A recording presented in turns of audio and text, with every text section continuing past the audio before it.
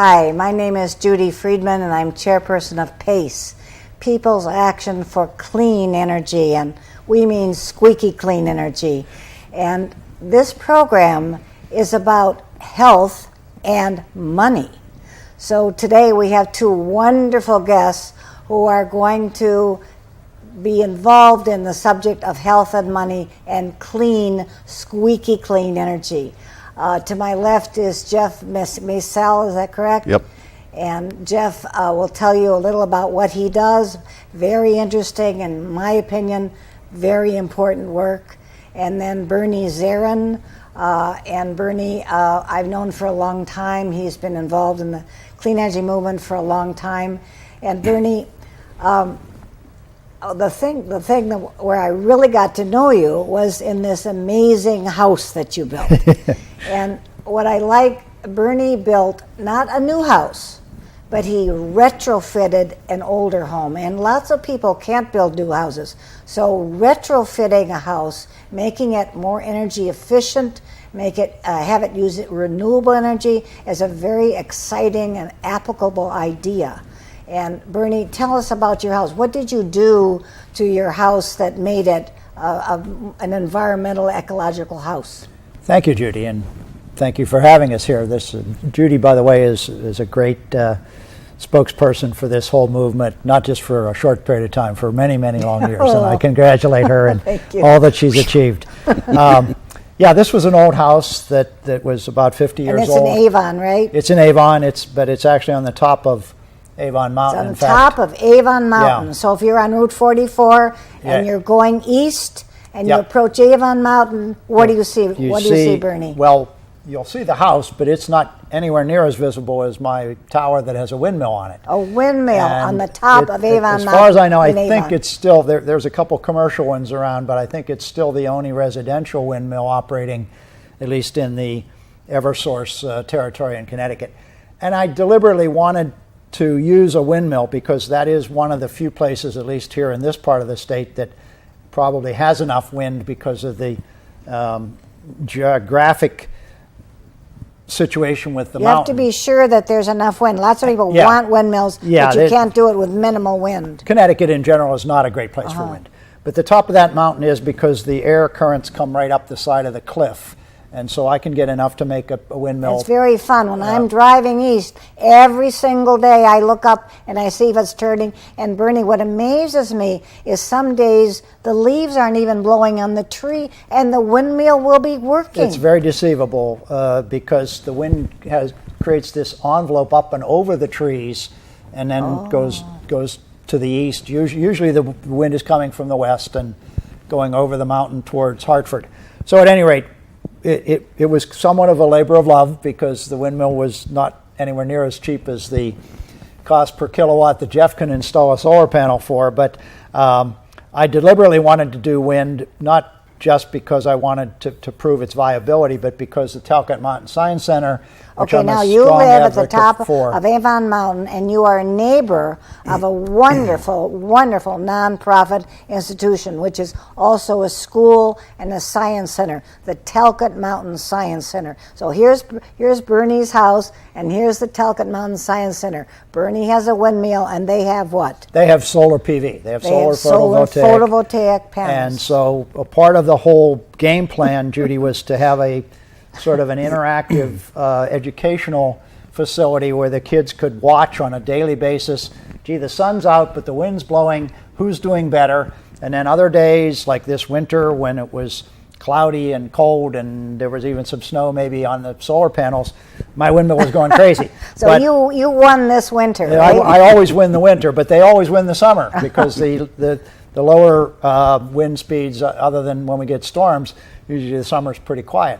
So it's not only a learning tool, but it's an important piece of data gathering also over the long run, because wind technology is getting better. It's still not as competitive as we'd like to see it in the smaller windmills. Clearly, these really big ones.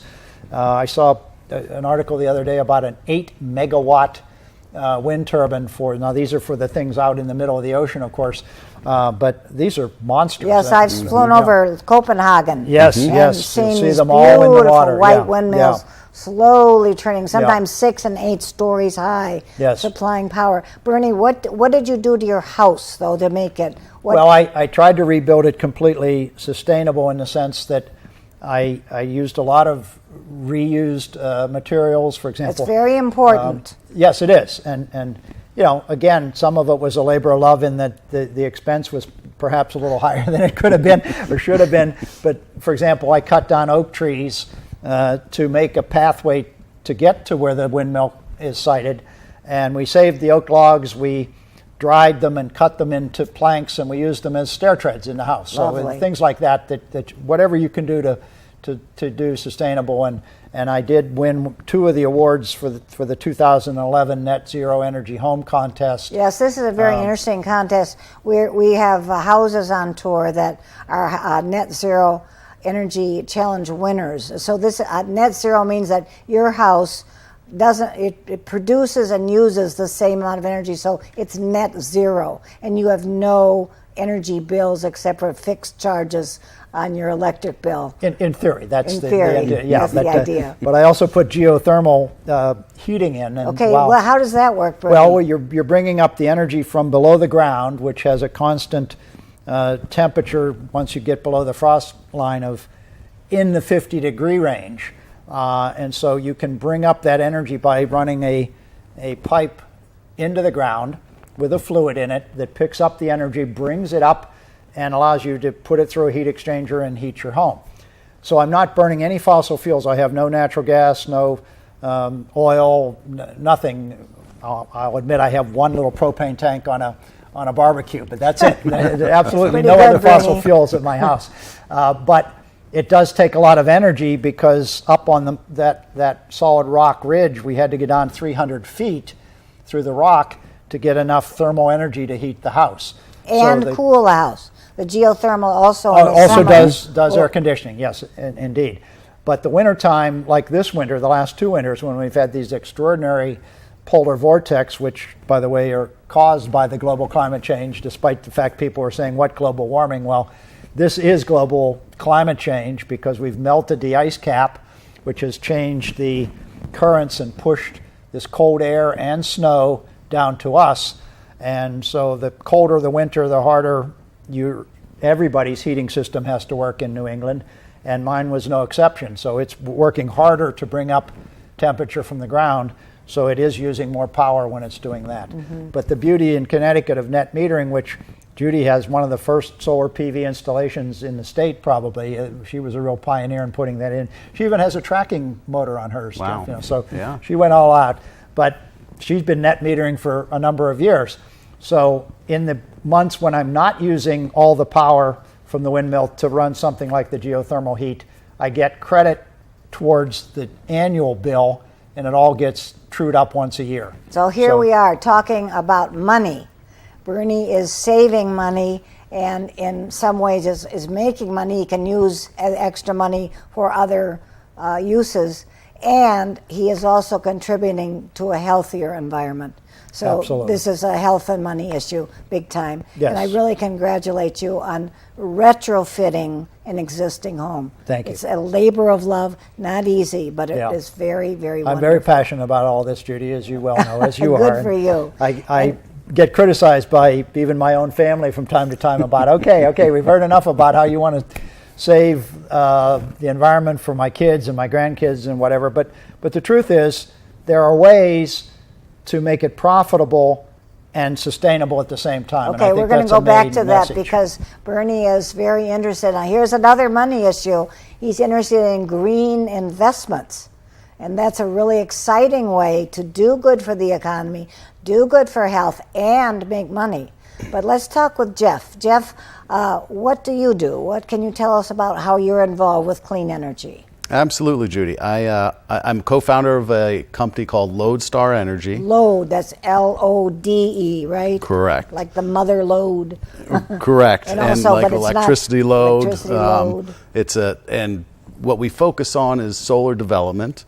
And so what we build are solar fields that are not only economical but environmental. And So he's talking about solar fields, a field being a large group of solar panels.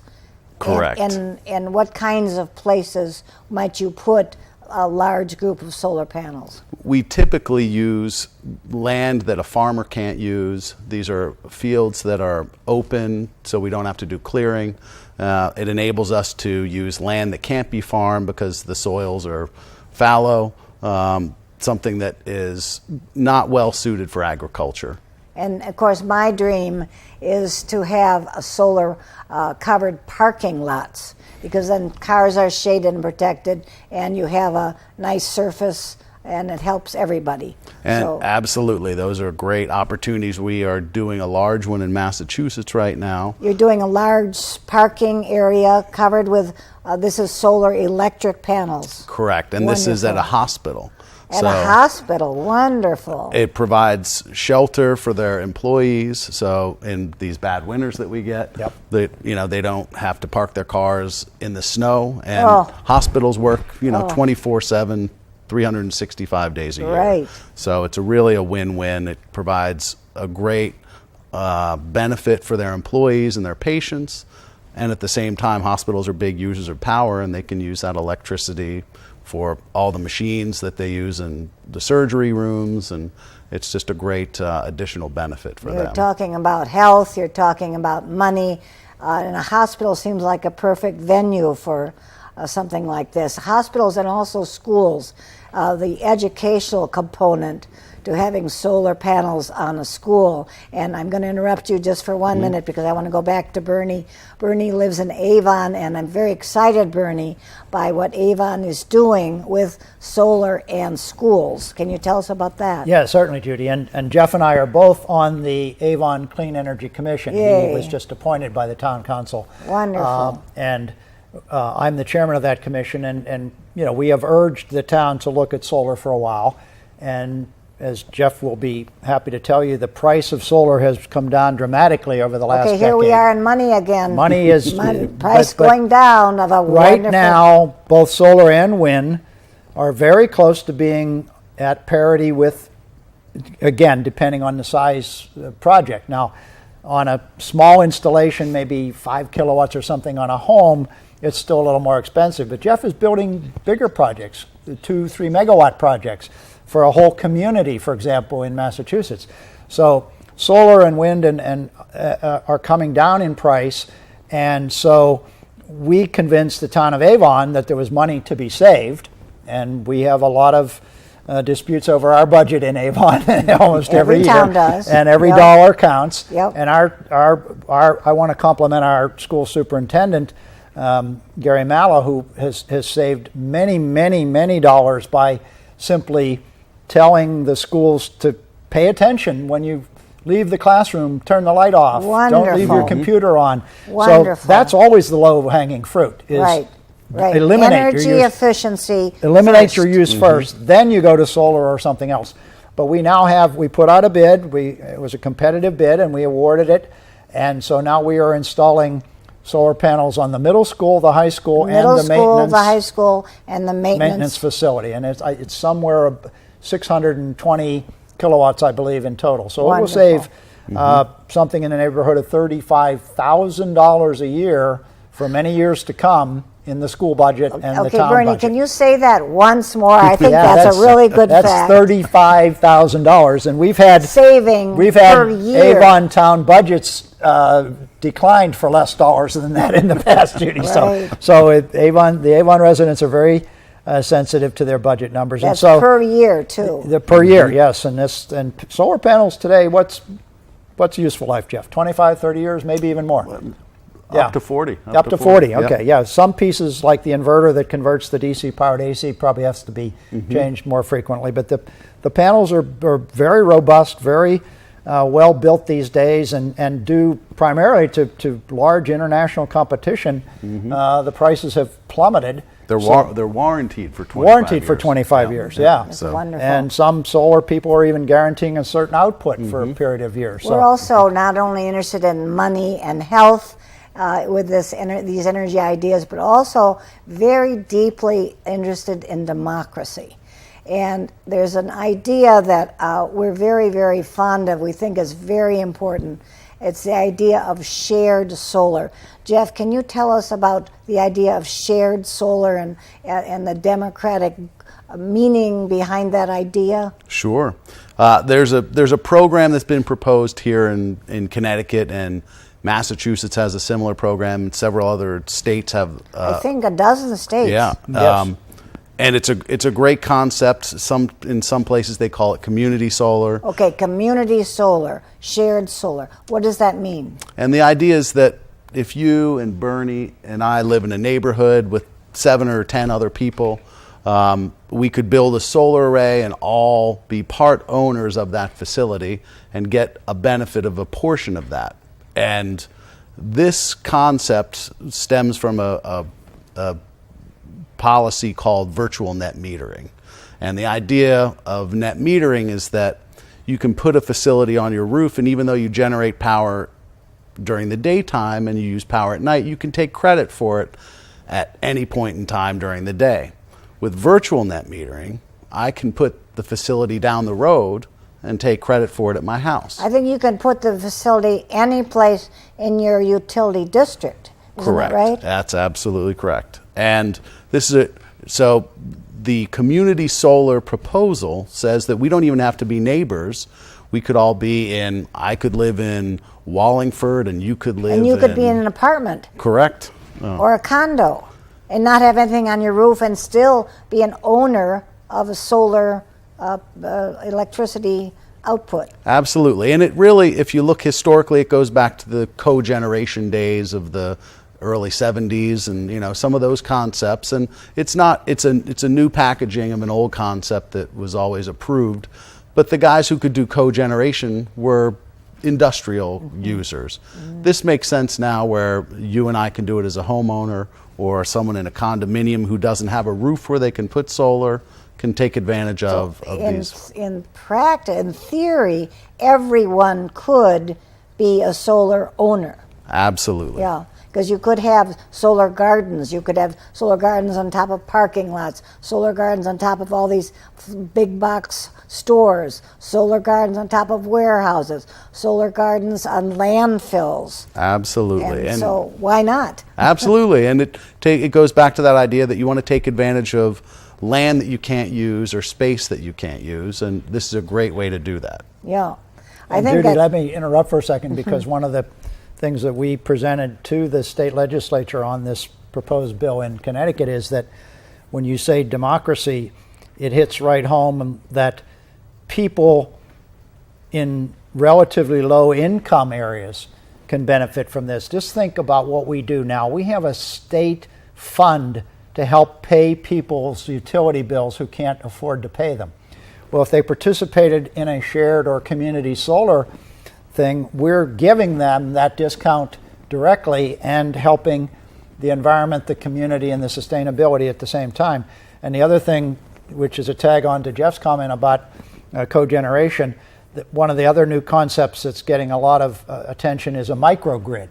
Microgrid is something that's an isolated place to generate power.